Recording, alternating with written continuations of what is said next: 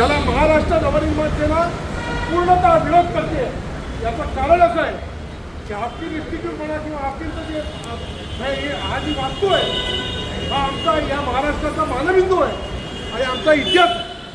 या ठिकाणी हॅपॅटायटिस बीचं औषध असो किंवा पोलिओचं औषध असो या सगळ्या इन्व्हेस्टिगेशन या हाफकिन इन्स्टिट्यूटमध्ये झालेल्या आहेत आणि या आमच्या महाराष्ट्र सरकारच्या ही जबाबदारी असताना देखील महाराष्ट्र सरकारची घाटते आणि त्याच्याबद्दल प्रायव्हेट कोणती कंपनी अदानीसारखा माणूस किंवा अंबानीसारखी व्यक्ती या ठिकाणी येऊन साधारणतः 5% प्रॉफिट मार्जिन देणार आणि यांची सगळी इंजेक्शनं त्यांचं सगळं लॅबोरेटरी सगळी ते आपल्या ताब्यात घेणार आणि ताब्यात घेऊन निश्चितपणे हा संपूर्ण इन्स्टिट्यूटचा परिसर आहे हा कधी प्रायव्हेटायझेशन हे जनतेला कळणार देखील नाही. आणि म्हणून हा उघड आम्ही हे जनतेसोबत जनतेला सांगणं अत्यंत गरजेचं आहे की याला महाराष्ट्र नवनिर्माण सेना तीव्र शब्दामध्ये विरोध करते.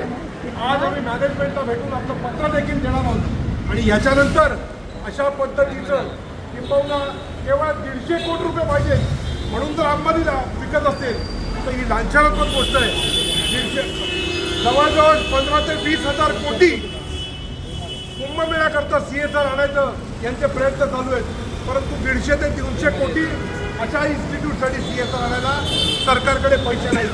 हे जर असं असेल महाराष्ट्र नवनिर्माण सेना विरोध करते आणि आजपासून आमचं आंदोलन जाहीर केलं आम्ही.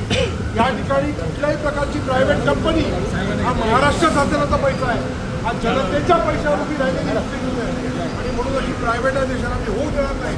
याच्याकरता हा एल्गार महाराष्ट्र नवनिर्माण सेनेचा माननीय राज ठाकरे साहेबांच्या नेतृत्वाखाली माननीय अमित साहेबांच्या नेतृत्वाखाली या ठिकाणी आज आम्ही खऱ्या अर्थानं हा विरोध दर्शवणार. मॅनेजमेंटला आपलं पत्र देणार आणि आजपासून मनसे हे आंदोलन सुरुवात करेल. या ठिकाणी प्रायव्हेटायझेशन होऊ देणार नाही हा मनसेचा मनसुबा असेल एवढंच होतो. आणि हाय हाय हाय हाय मॅनेजमेंट हाय हाय हाय हाय हाय हाय मॅनेजमेंट हाय हाय